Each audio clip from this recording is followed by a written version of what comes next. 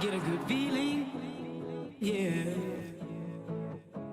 What's up, guys? This is Ryan from the Drop Podcast here with Dr. Mike. We're here at Tee to Green, rainy day. Tee to Green's an indoor facility. Got 8-9 days here. Dr. Mike's been helping me out with the TPI stuff, been getting my body moving and my body right. Today we're going to work on some 4D motion, nerdy stuff that Mike's going to tell you about. Yep. Thanks, Ryan. Awesome to be here with you today at Tee to Green. This place is awesome. If you're in the area, come check it out. Absolutely. So basically what we're doing today is we have your TPI screen. We know sort of what your body can do. This actually gives us what your body can do using measurements of the 4D motion. Okay. So you can see Ryan's hooked up. He's got the chest harness, he's got the waist harness, he's got his arm, and we have a sensor on the club. Basically, we're going to look at his kinematic sequencing, right? How he fires during the swing. We're going to look at some of his speeds during the swing at each segment. We're going to look at his range of motion, kind of see what his pelvis, trunk, arms, club is doing during his swing. And again, we'll see what it looks like. Maybe we'll have Tom come over and give us a couple tips and reassess and go from there. Sounds good. All right, Let's get it. Let's do it.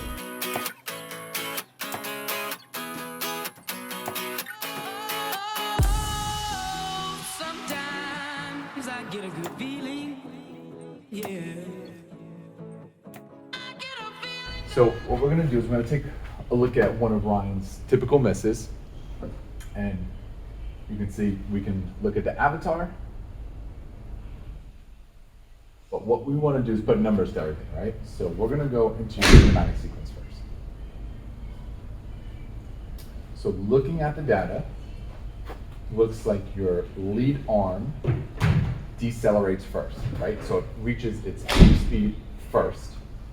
Then your hands come through, then your chest comes through, and your pelvis comes through. So what this is telling me is you are you're all arms. You're losing a lot of basically power in your swing, which for you, a big guy, you still hit the ball far, but it's cool to know that you can actually make your swing even more efficient. Probably swing less intense, if that makes sense, but the ball will go further. Okay. Just by changing the way I do things. You sequence things, Okay. right? So the good news is, as you come down and transition, you're doing everything appropriately. Your pelvis is coming through, then your chest, then your arm, then your club, right? But we need to keep that, and it has to your swing has to decelerate in that order, and it just doesn't. So let's go into and see what your actual pelvis numbers are first. So when at setup, you're about 4 degrees closed, which is normal. Your pelvis bend forward is 18, your pelvis bend. Normal's 20. And remember, with everything, there's a few degrees of variation, right? So the numbers I'm throwing out to are what the best players in the world are doing, right? Just so we have a reference. Which is where I am. We're close, we're close. So we look at pelvis side bend, and we want anywhere from like 0 to anywhere 2 degrees or so is totally fine, right? So as we get into your backswing, ball is there, top of your backswing. Your pelvis rotation is 36 degrees. So we're taking that off the 86, which we started. So you're about 42-ish, which is perfect. We want 42. We want closer to 45, 46, but I'm relatively okay with that for now. Pelvis forward bend, I want closer to about 15. So what that is telling me is your pelvis is actually posteriorly rotating in your backswing too much. So you're not loading your hip enough, which would make sense that you're not really firing with that pelvis as efficiently as you could. Pelvis side bend, we want about 10 degrees or so. You started at -2, so that's perfect. You're actually getting into your hip, but you're not efficiently doing it. That makes sense. Pelvis rotation, you're about, from where we started, maybe 10 degrees or so. We want that number closer to 25. So those hips at impact. It's got to be through more. It's got to be through more. Okay. Which makes sense because from your numbers, it just means you're not accelerating efficiently in the right order as you could be. I mean, the numbers don't lie, but neither do my hips. That's You might be Shakira. Pelvis forward bend is actually good. So again, the best golfers in the world are a bit posteriorly rotated or close to as they make impact in the ball. So that's good. So your pelvis posteriorly rotates and it kind of stays there throughout the golf swing. So we have some work to do there. Side bend is also a little low for me. I want that closer to 10 degrees high on your lead. So you're actually sort of hanging back on that right side a little bit, which is, we can work on kind of transferring weight into that lead. Okay. Okay.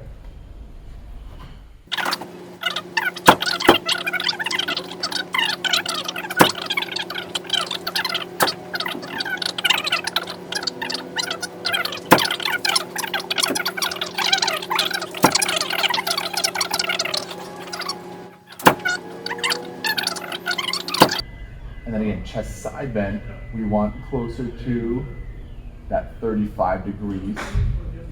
And as you come through, you're maybe at 3. So basically, you're not compressing enough down to the ball, you're kind of just turning out of it, which again, as things line up, your sequencing, your miss where you kind of push right, Leads that. Right. Guys, this is why I love Dr. Mike. He gives you all the numbers. He's always done this for me. I've said it before. He gives you all the numbers, all the mumbo jumbo, the technical, nerdy numbers, and then he says, "This is why you hit it." Like he tells it to me like I'm 5, and I appreciate that. Absolutely. And going back to just your history of playing with pain, where's most of the pain where you play? Upper left back. And why is in the upper left back? Because your lead arm is coming through so fast every time to try and make up. Yeah. If we just work on getting your hips a little bit more explosive and sequence everything a little bit more, that pain is not existent. I'd like that a lot. Me too. But here's the thing, I'm not a golf coach. I don't do golf swing techniques. So our guy Tom is gonna come over, give you a couple pointers with that. Then we're gonna reassess your swing and look at it. Awesome. Okay? Let's do it. All right, so here with Tom from Tee Green. Tom's the owner, operator, proprietor. Yeah, all of those hats. above. He's going to help me out with you. We talked with Dr. Mike and saw my numbers. Tom's going to give me some lessons and give me a little couple tips, pointers on what to do here. All right, let's get in there. Let's take a couple swings.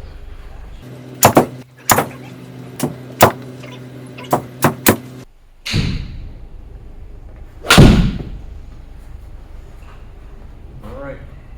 So yeah, spine angle a little this way, right? Yeah. So you got to focus on getting these two lined up, right? So we're gonna put this through your hips. This way. Okay. Hold this on top of our chest. Right, get in our stance. For you, you got to feel like you're standing up a little bit more, right? Yeah. Stand up a little bit more and squat, right? So we're talking with the pelvic patellar. You need to feel like we're sitting down more here, and that you're going to feel it in your feet.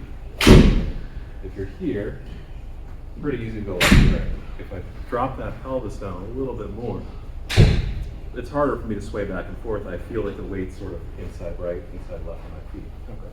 So we do this. We're going to make our turn. So as you're turning back, we're trying to just turn around ourselves.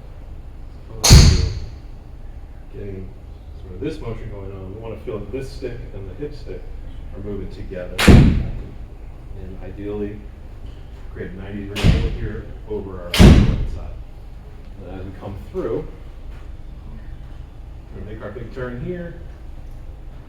Come through it, sticks are going to click. That means I'm coming from the inside path. Club's going to go out to the right.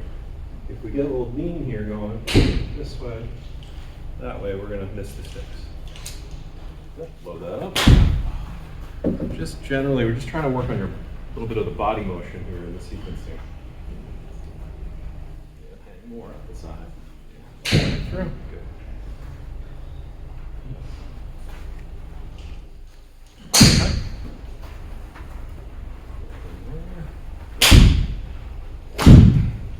Okay.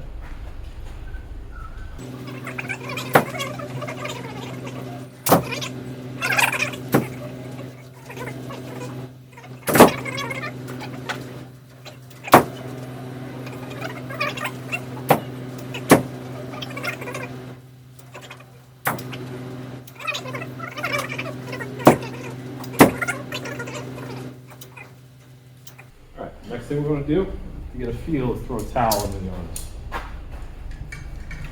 Take some half swings with this club right here. This will keep you connected. So not a crazy hard swing, 3/4 swing. If the towel falls out, we lost connection.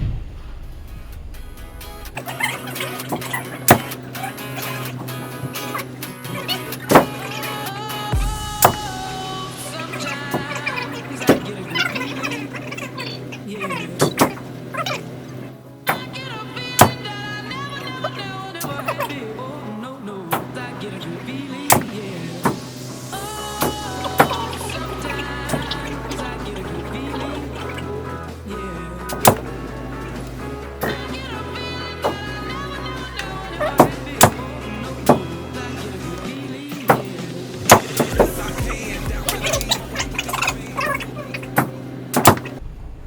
Better sequencing, that was a very easy swing. Right, a little push, but now it's drawing back. Right, so that's ideal. So we'll get the towel out. Let's just take some full rips.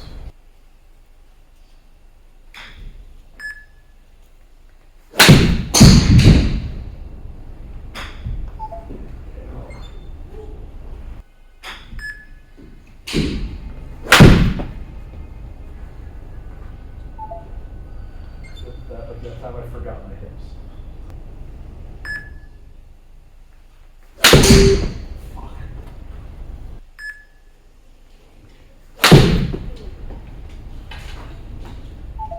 That was butter.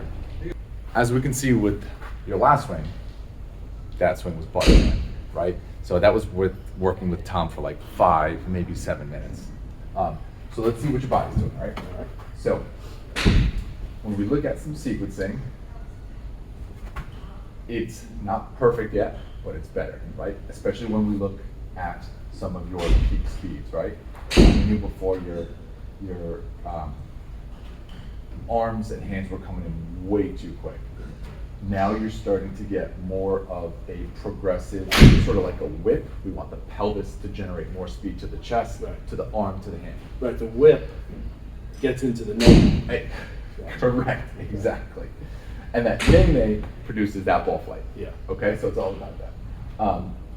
But when we go back and look at your pelvis, right?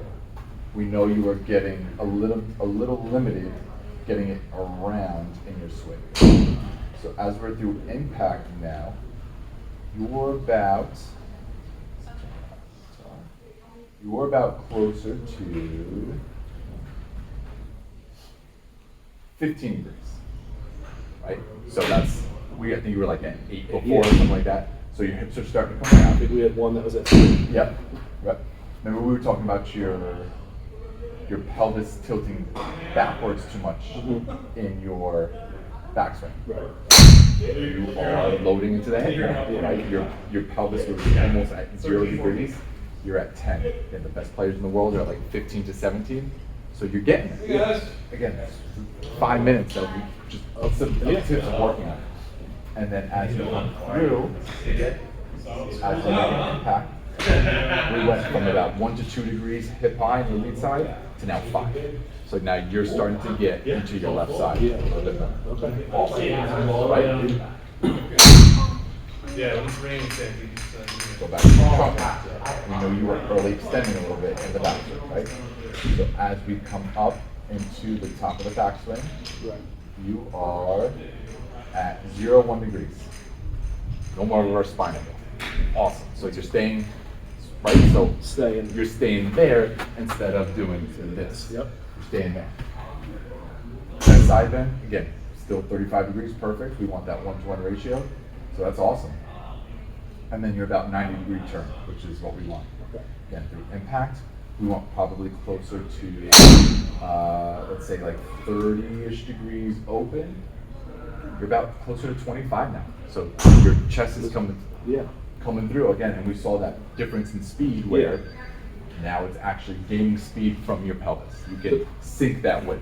Those numbers don't seem like they're a lot. Like 20 to 25 doesn't seem Like a big like change. a big change, but I can feel a big change. And then when you look at the screen and you see like carry and club speed and that. And that's a great point, right? So when we see like 2 or 3 degrees from just one motion, then you add that 2 to 3 degrees from another motion and another motion all together. Yeah. It's not creating a new swing for you, but it's making your swing more efficient for you, if Yeah. that makes sense. And that's what we want, efficiency.